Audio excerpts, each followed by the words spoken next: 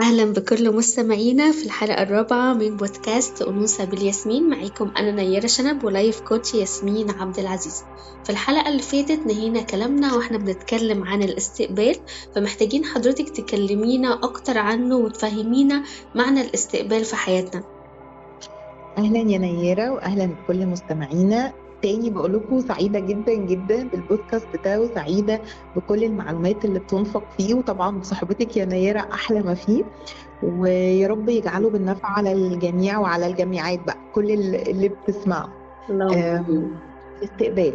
طيب احنا كنا اللي وصلنا لنقطة ان احنا بنتكلم عن الاستقبال، ان احنا كنا بنتكلم عن سمات الأنوثة، وقلنا ان الاستقبال سمة مهمة جدا وسمة واضحة قوي من سمات الاستقبال، وبسمعها على فكرة كتير. يعني الكلمة نفسها شائعة ما بين الإناث وشائعة ما بين البنات، ان لا، انا من سمات الأنوثة ان انا كائن انا بستقبل بس مش كائن اللي بينفق.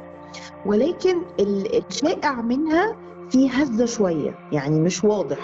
مم. احساسنا بان الاستقبال سمة سلبية، او هي الخمول، او هي ان انا اقعد احط ايدي على خدي واستنى المقبل، او استنى الحاجة اللي هتجيلي من الخارج، او النفع اللي هيجيلي من الخارج، ده معنى مغلوط جدا. مش هو ده، بالعكس تماما. الاستقبال هو تدفق، هو الحياة، هو الطاقة، هو الانطلاق. انت بتنتجي الاستقبال ده نفسه. مم. يعني مش بس ان انا ما بعملش اي حاجه خالص وانا بس الكائن المستقبل، ابدا خالص. المفهوم ده مغلوط. خليني اقول لك ايه هي السمات الخاصه بالانوثه اللي بينتج فيها او بننفق فيها الاستقبال.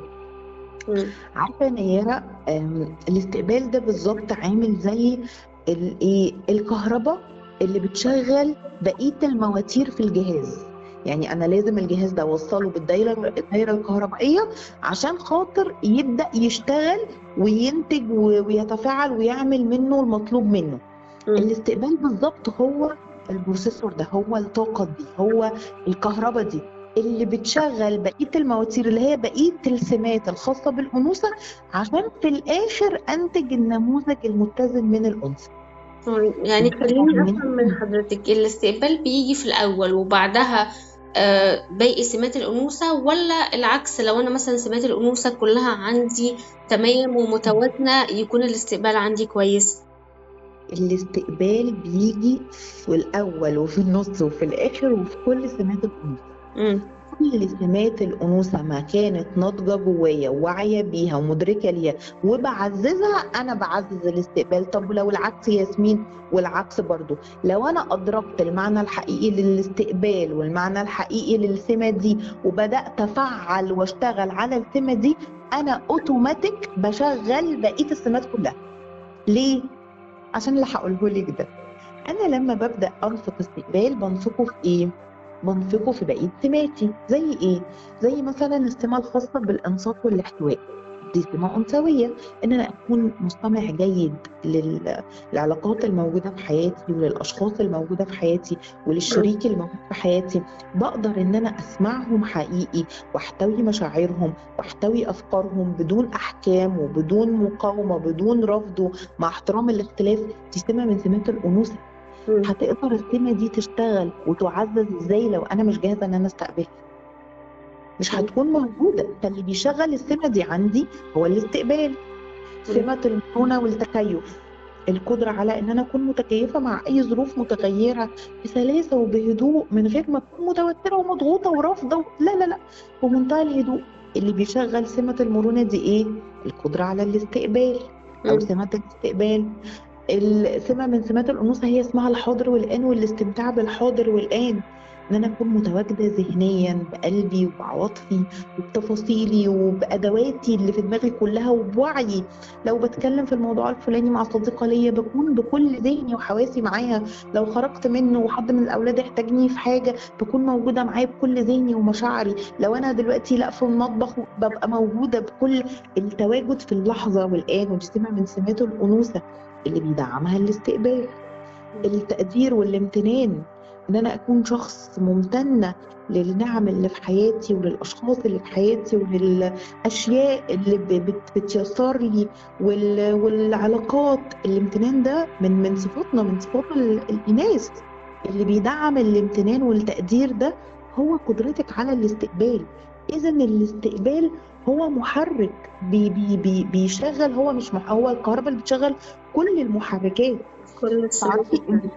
مم. القدرة على التلقي سمة من سمات الأنوثة، التلقي، إن أنا قادر إن أنا أستقبل الحب، أستقبل الدعم، أستقبل مساعدة الآخرين من غير ما أكون حاسة بالذنب أو حاسة بالرفض أو أكون حاسة بعدم الاستحقاق لده. دي سمة من سمات الأنوثة اللي بيدعمها القدرة على الاستقبال.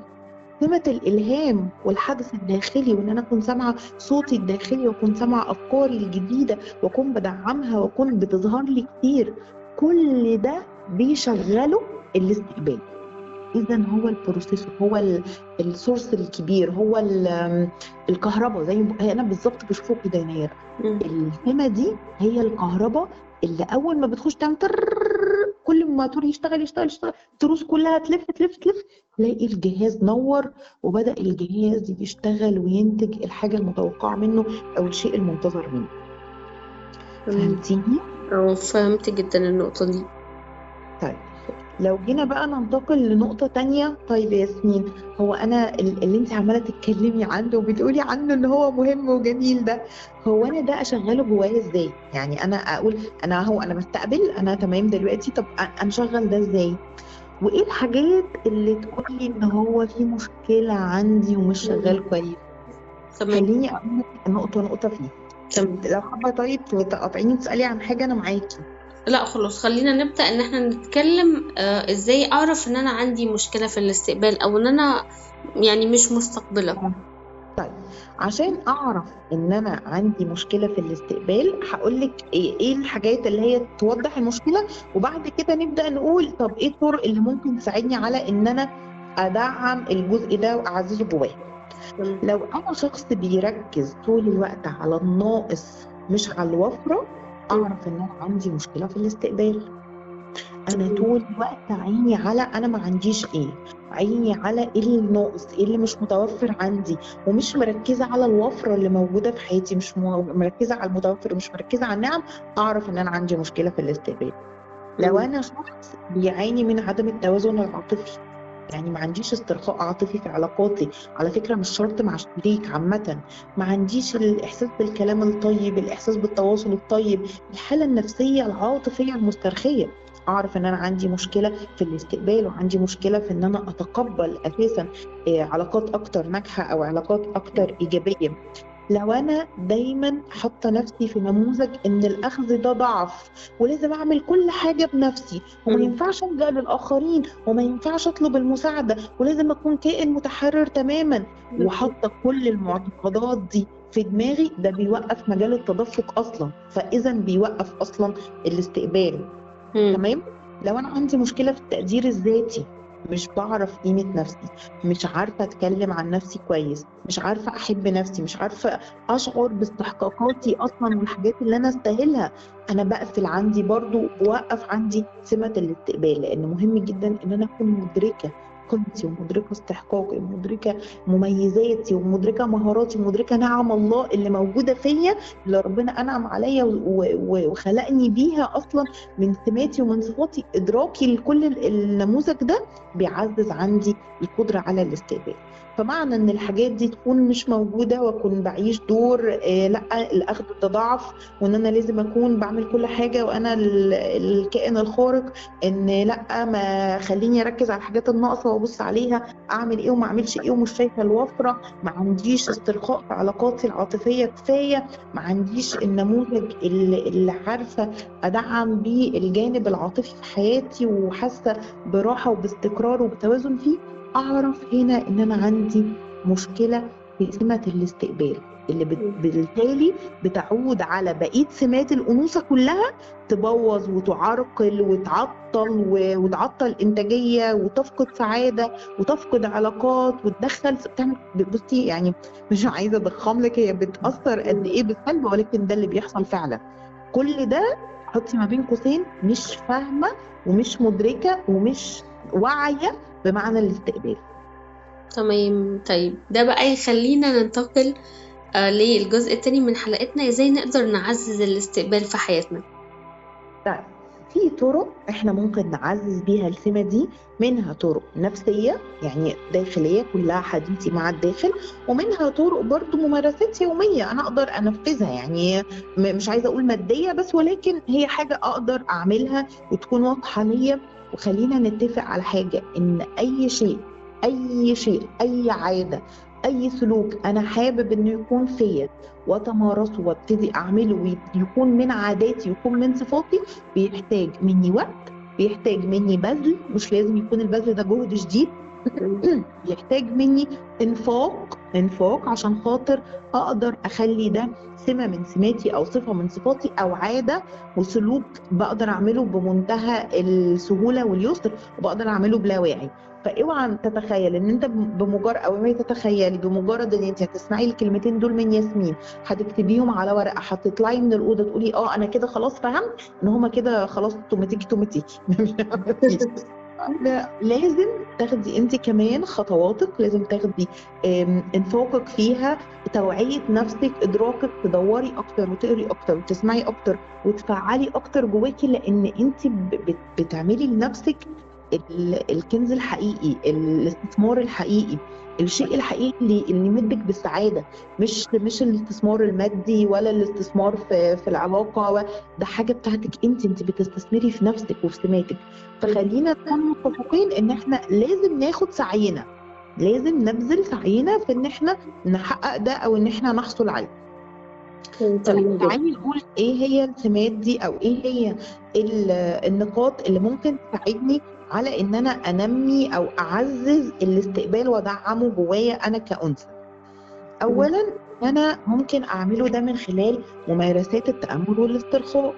على فكرة بتساعد بشكل كبير جدا تهدئة العقل وتقليل التوتر منه. وطبعا بتساعدك ان انت تبقي بتتنفسي السلوك اللي انت عايزة تعمليه، بتستقبليه، بيبقى مجال اوسع ان انت تستقبلي العادة اللي عايزة تتسمي بيها او تستقبلي السلوك اللي عايزة تتسمي بيه. مجرد ان انت تبدأي تجربي التأمل الموجه، اللي هو سواء كان اليوجا، سواء كان التنفس العميق، حتى لو كان ده مجرد ان انت تقعدي مع نفسك عدد من الدقائق مركزه على الشيء اللي عايزه تكوني عليه، عينك عليه، هو عينك على هدفك ده، عينك على الحاله اللي هتكوني موجوده فيها لما تتسمي بالسلوك ده اسمه التامل، ده اسمه التامل الموجه. انا بعمل ده، وعلى فكره ابدا ابدا ما نقدر ننكر اهميته. مهم جدا، مهم جدا على كل مستوى، وعلى كل الافق. يعني على مستوى حياتنا العمليه، وعلى مستوى العلاقات، وعلى مستوى اتصالنا برب العالمين. على كل المستويات التامل الموجه ده مهم جدا، ان انت تكوني اللي عايزه تكوني عليه بتفكري فيه، تبداي تحطي عينك عليه بضع دقائق اثناء ممارسه يوجا، اثناء يعني الممارسات المعروفه الخاصه بالتامل، نبدا نفعلها. وعلى الاقل ده يكون بالنسبه لي بيمارس بشكل يومي، عشان اقدر اقول ان التامل ده بيعود العائد المتوقع منه. تاني حاجه، التنميه بالوعي بالجسد. دي برضو من الحاجات المهمه، ان انا اكون فاهمه ان جسمي ده بيتكلم. الاحاسيس بتاعت الجسد، الاشارات اللي ايدي بتنفقها ودماغي بتنفقها ورجلي دي مهمه، بتقول لي حاجه. ودايما انا بعرف اكلمها، بفهم يعني ايه دلوقتي اسناني وجعاني من غير سبب، يعني ايه جالي صداع، يعني ايه اعصابي مشدوده، يعني ايه ظهري وجعني، يعني إيه؟ اكون بعرف اتواصل مع جسدي وبعرف افهمه وافهم الاشارات اللي هو بيقولها لي. وده برضو بيعزز يعني التعب مثلا اللي بيجي من غير سبب ده ممكن تكون إشارة مننا أو بينبهنا لحاجة معينة. ماشي، هقول لك تسريبه كده اكسكلوزيف، حاجه كده ايه احطيها ما بين قوسين، ودي فعلا مهمه جدا. مفيش تماما وانا والله اكاد اجزم 100% تعب عضوي الا لو كان سببه اثر نفسي. انا ياسمين عبد العزيز اخصائي صحه نفسيه، وباكد النقطه دي جدا جدا. استقبلتها من معلميني واستقبلتها من دكاترتي واستقبلتها في الدراسات بتاعتي. مفيش تعب عضوي بسيط عظيم الا كان سببه اثر نفسي. في جواكي سواء كان ده مزمن، سواء ده كان طارئ، سواء ده كان مش عارفه سببه، سواء ده كان حاجه حصل لها عطل في الجسم، عضو من الاعضاء. لازم هتدوري جواها هتلاقي كان من البدايه بتنفق اثر نفسي، او كان سببها ضغط او ضعف او عدم اتزان نفسي، وبدأ يتفاقم لحد ما بدأ الجسم يعبر عنه. فان انا اكون واعيه للاشارات دي وللاحاسيس دي، وان اكون بستقبل بشكل واضح اشارات الجسم اللي هو بيقولها لي، ده بيعزز جدا الاستقبال. ده انا بفهم اول حد واهم حد هو نفسي. طيب ازاي ياسمين ممكن اعلي الشيء ده جوايا، او ازاي ممكن اعلي الاحاسيس دي جوايا وافهمها؟ ابدأي حسي بكل حاجة فيكي. ابدأي حسي بلمسات ايدك لما بتسند على حاجة، الحاجة دي صلبة لا طرية. ابدأي حسي بمشاعر جلدك. ابدأي حسي بالهواء، الهواء اللي لما بيلمس جلدك بيلمس بشرتك. ابدأي ركزي عليه. كل ما كان بتركزي على أحاسيس جسمك، كل ما كان التواصل معاه أسهل وأيسر، بيخليكي تفهمي إشاراته وتفهمي تعبيراته عن أي شيء هو عايز يقوله لك خاص بحالتك النفسية.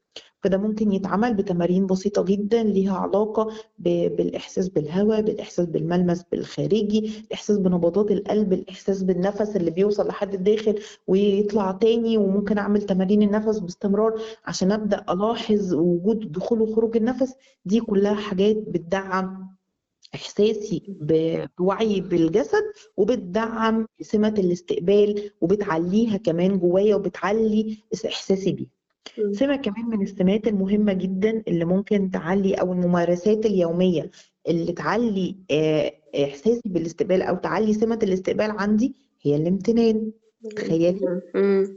امتنان، ان انا اكون مخصصه وقت في يومي خاص بالامتنان، اكتبه، افكر فيه، اطلعه مع حد، اتكلم عن امتناني وشعوري بالوفره، امتناني وشعوري بنعم رب العالمين، امتناني وشعوري بالعلاقات المتزنه الموجوده في حياتي، الشغل اللي موجود في حياتي، الاطفال اللي موجود، الانفاق اللي موجود في حياتي، القدرات والمهارات اللي انا عارفه اطلعها، الوعي.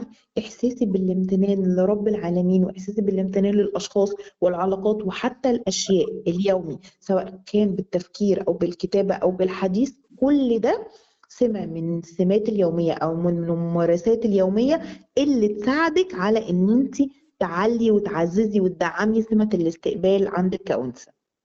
أكمل حلو جدا. ولا كده بقى كتير؟ نقول كمان.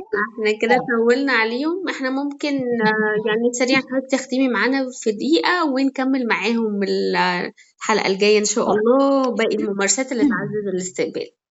طيب خليني أقول أهم حاجة ممكن نقفل بيها. إن لما جينا نتكلم عن سمات الأنوثة بشكل عام والاستقبال بشكل خاص، كان الهدف الأساسي اللي عايزاكي تشوفيه في كل حلقات البودكاست اللي فات اللي احنا كنا بنتكلم عليها، إن انتي تعيشي بسعادة وراحة وروقان، ان انت تنتجي وتنفقي وتتطوري وتكملي مشوارك وتكملي رسالتك وتعرفي دورك وتمارسي كل ادوارك المختلفة اللي انت بتعمليها بكل مهارة وبكل روعة، وكمان تمارسيها وتعمليها بسعادة وبروقان.